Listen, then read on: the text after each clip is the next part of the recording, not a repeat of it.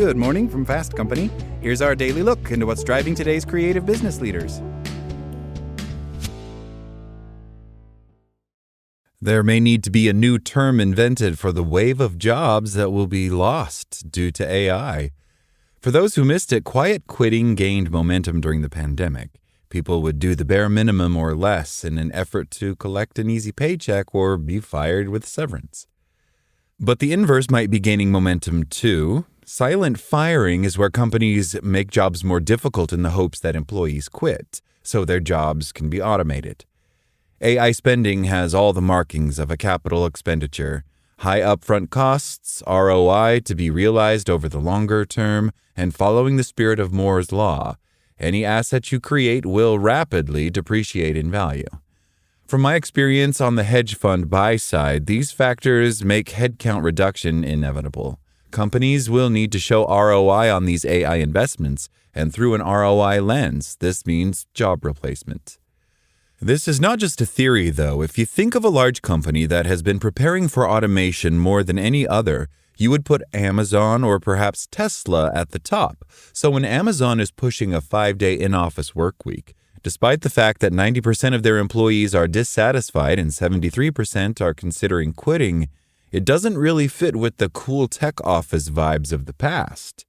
Did one of the smartest data-driven companies forget how to use data?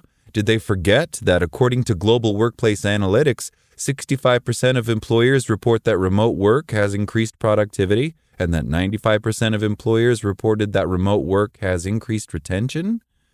We can't assume that Amazon is naive, especially to this last number. Maybe Amazon is silently firing workers by making the workplace inhospitable.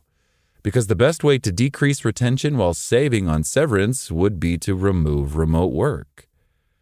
By the numbers, after growing headcount by over 5% in 2022, the big tech companies have erased all of that growth and more in the past 18 months, according to data provided to us by Live Data Technologies. So are these jobs gone for good? In March, big tech hiring started to climb again after 13 months of historic low hiring rates. Then, in May, arrivals started to outpace departures. But big tech headcount is still below January 1st, 2022 levels. About 18% of people who left a big tech company in the past year are still professionally unemployed.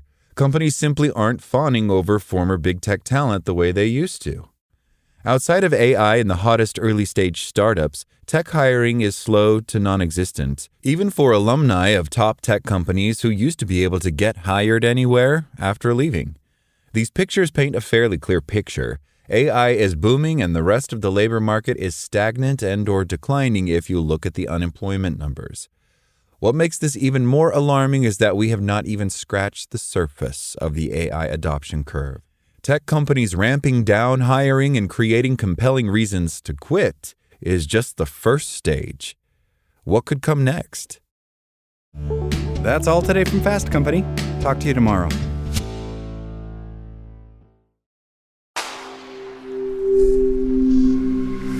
SpokenLayer.